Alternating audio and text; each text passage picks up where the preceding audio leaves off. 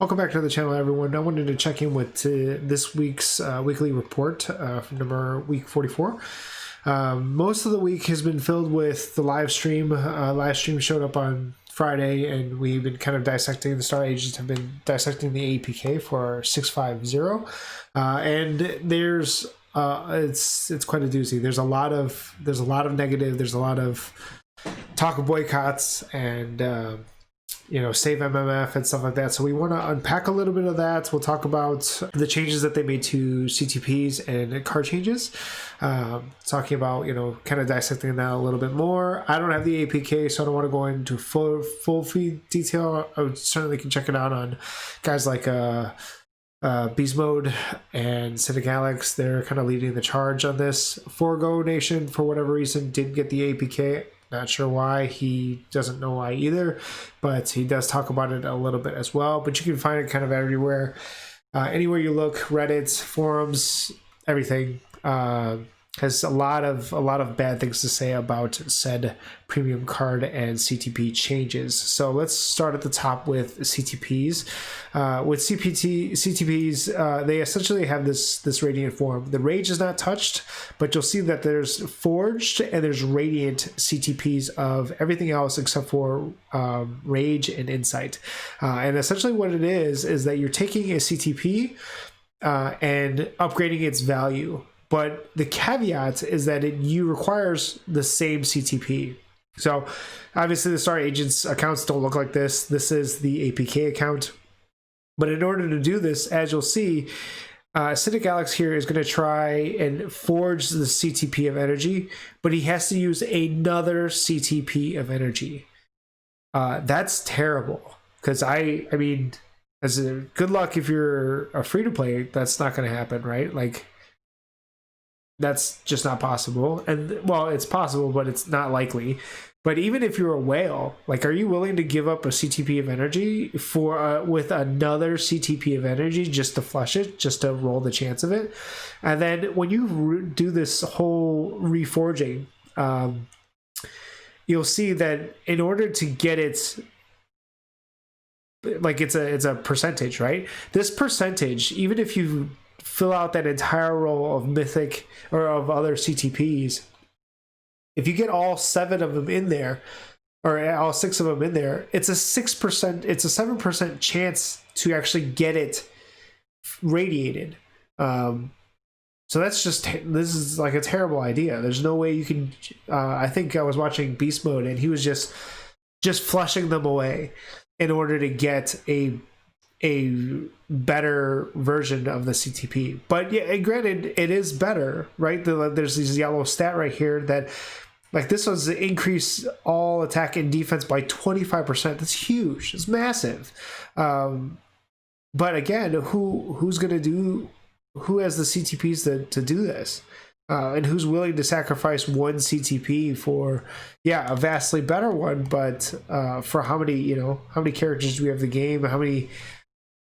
Yeah, it just doesn't. It's not a good look, and it speaks of we've been tiptoeing it around, but it's a lot of greed in order to kind of get this right, because these CTPs aren't guaranteed. They come from the gamble box anyway. Sure, there's a pity timer, but even to crack one pity timer, it's 7,000 crystals. So it's not easy. It's definitely not going to be a good thing to want to do. Like, we could watch the rolling of this all day long, but it's not pretty. So let's move on to the next portion of it, which is the premium card upgrades. You'll see that the premium cards actually have these different colored stars on them. So normally they're gold, but these additional stars will have these additional stats to them if you can deck them all out of the same color.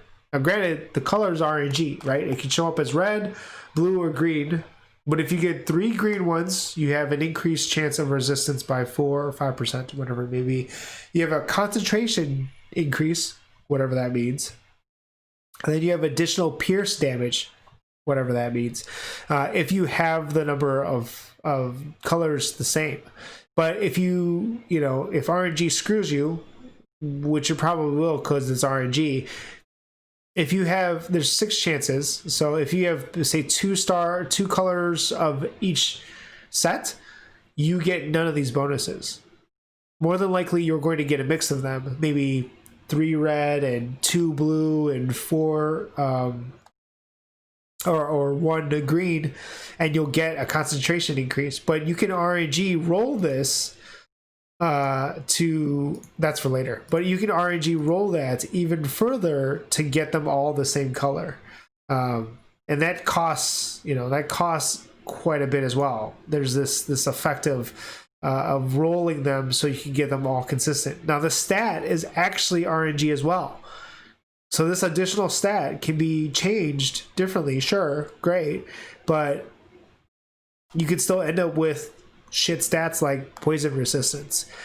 So you can endlessly roll for both the combination of the color as well as the stat itself, while still also rolling terrible premium card stats. Like you could have a quality, this is like, that's a quality 2 stat. And granted, this card is okay, you know, but it has mine resistance, poison resistance stats that you just don't need. So to get these upgraded stars, the unfortunate part, I'm gonna actually let this load a little bit. To get these upgraded stars, it actually requires a premium card of the same kind to get another random card, a random star. Like that's asinine. Now you're pissing me off, right? And then to do it again, to awaken a 3rd star, now it requires 2 of the same premium card. Like who has this many cards? These many premium cards? Just like no way in hell. Like the most I've ever gotten is the Loki 2 card. And that's purely from booty boxes, and I've had maybe a total in my lifetime of 3 of them in playing this game since it was released. Like that's terrible. This is not going to work out. But that's a good indication of that. You know, that last little roll there was interesting because now we see that there's going to be 3 greens, right? And it gives a all resistance 4%, and then he has to re-roll these shit stats of dodge, energy. Well, dodge I guess you keep around. Energy, defense, crowd control type, movement speed. Like what the fuck? Like that's terrible, you know. And as he's adding more stats, you know, you're getting more and more terrible stats.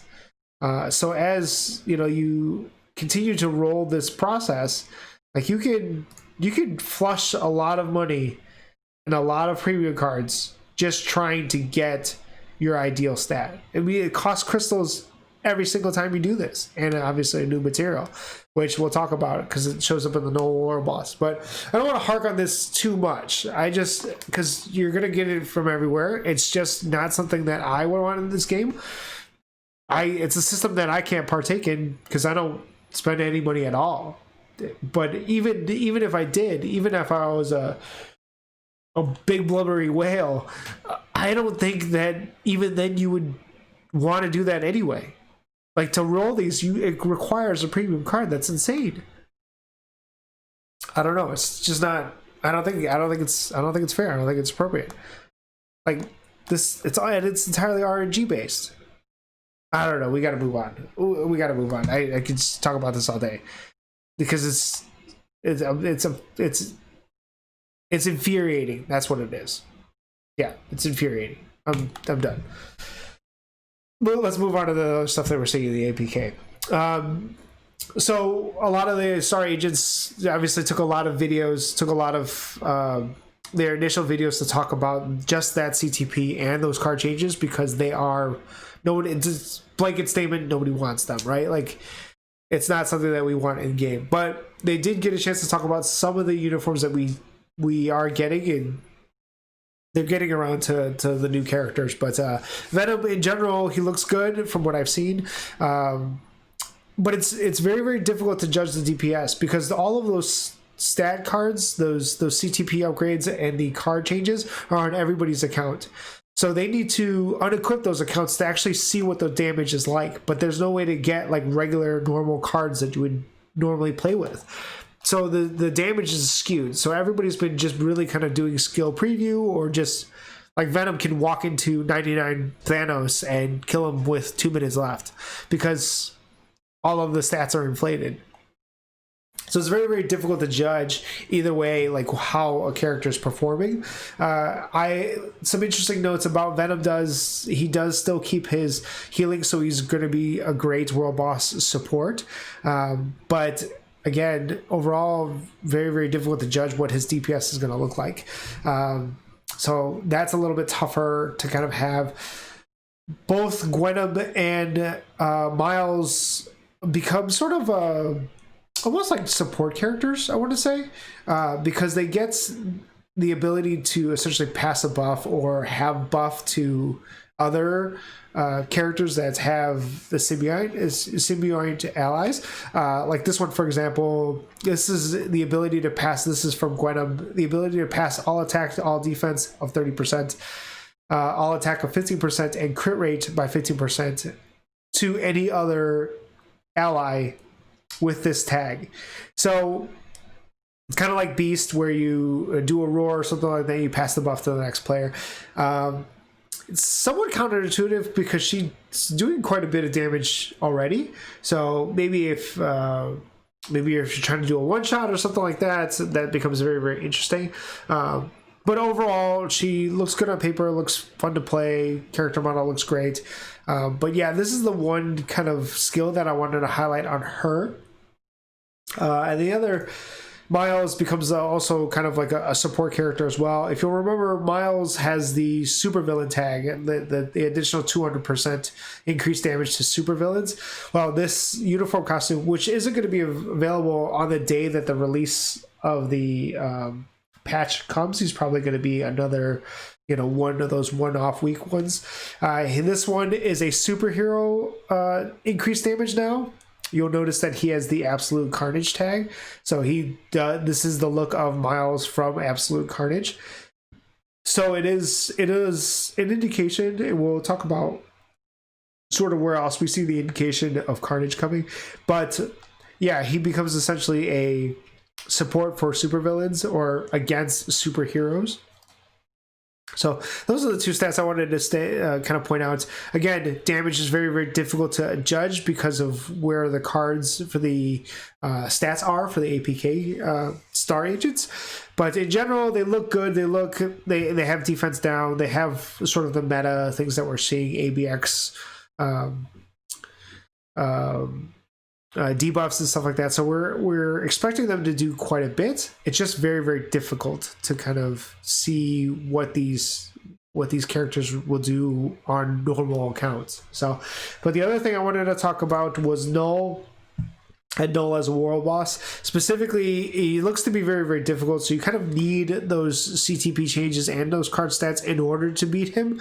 But it looks like they are taking notes from what we've seen from Danger Room Extreme, Story Mode, Ultimate Mode, and it will require Tier 3 characters and Awakened characters only. So you can only enter with those kind of characters at that point, and it's a tag that's there. But I wanted to highlight also that the unlock challenges, just like in regular World Boss, at level 20, Beast Mode Gaming found that this required Carnage to complete it 1 time, 3 times, and 5 times, just like the regular World Boss ones. But that means that there's a possibility, because it requires Tier 3 or Awakened characters, we don't know if it's one or the other, but Carnage is going to get one of them in order to get to this level, right? He has, in order to, for this to be a requirement, he has to have at least one of those things. So it's not officially confirmed yet, but I am expecting Carnage to get a uniform, as well as either a Tier 3 upgrade or a Awakened character upgrade, just because the new set of just because this requires those types of characters in order to enter this game mode. Other things that we're seeing from this game mode itself, there are requirements to play the level.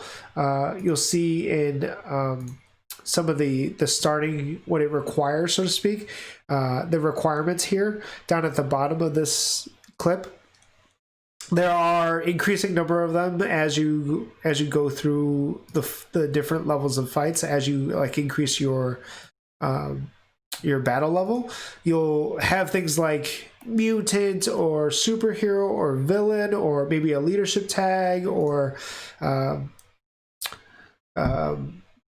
you know, a spider sense tag or something like that. That's all fair game. See these requirements right here: female, male, that kind of thing, a la squad battle. So we may get some of those kind of requirements and those types of restrictions right off the bat. Some of the star agents, I mean, right now they can play all the way up to level 99. That's unlocked, but it is going to be interesting to see whether or not anybody can do it right off the bat, simply because nobody's going to have these overpowered CTPs and premium cards. So we'll have to see. Going forward, we haven't really, or at least I haven't seen anything that much on Spider-Woman or Scream. Again, a lot of the agents were kind of taken up by everything that's happening with premium cards. So I'm sure we've got a few days left of the patch before the patch arrives on, you know, Monday night, Tuesday morning, kind of depending on the time zone that you're in. So I'm sure that those videos are going to be slowly rolling out. So take a look at that, definitely. In terms of my account, let's flash back over to the game here. Okay, on my account, essentially, we've got a couple of things going on. We've got the event quest that's always pre-update stuff, so make sure you're collecting all those. These event tokens usually will go to characters, probably going to be something like, you know, BIOS for Scream, or maybe they'll put a Titans record like they did last time. So make sure you're collecting those, try to get as many free things as you can. But I did pick up something kind of special from one of the booty boxes this week. I literally just got it, so I haven't gotten a chance to roll it, but it is the Spider-Man 605 card. So again, been rolling it, haven't gotten anything great yet. I'm sure it'll fit somewhere in my card set, or I'll make it fit. It's definitely one of the better cards, if not the best card in the game for PvE, because of the all attack, ignore defense, attack speed. And then its options are very, very good as well. Here you usually get the physical attack or the cooldown duration, depending on where you're at in the game. Here it's crit damage, max HP, or dodge, depending on where you're at in the game. And then this last one is definitely going to be energy attack for most folks, crit rate for others, and kind of from there. So it is something that I'll be rolling, playing around with. God, this kind of system sucks, but it is something that we're consistently doing. So I'll be working on that. For my CTP of the month, I got a CTP of Destruction, which we'll have to see. It's the mid-grade tier one. I re-rolled it right away. It did get the 200%, which is nice, but the crit damage on it was 36, so it's just about mid-tier. So it's, I haven't put it on everybody. I haven't decided where it will go in terms of a character yet, simply because, well, we're this close to an update. We might as well see, you know, where and who can really make use of it. But that's really pretty much it for this week in terms of my account, and not a whole lot has changed. Yeah, it's a lot of the time has been taken up by just doing dailies and stuff like that. So I'm gonna wrap it up here. Definitely check out the other star agents, check out their videos on what's happening with CTPs and card changes. I'm not gonna make a decision for you on where you should land, on how you should feel about it. I've made my choice, definitely make yours. But thanks again for stopping by, checking out the stream. I had got a chance to stream quite a bit this week, so we'll see how much I can get into this coming up week. But always love the chats, comments, likes, subscribes. Always greatly appreciated. Definitely enjoy that. Until next time, though, be well, do good, and I'll see you guys soon, okay?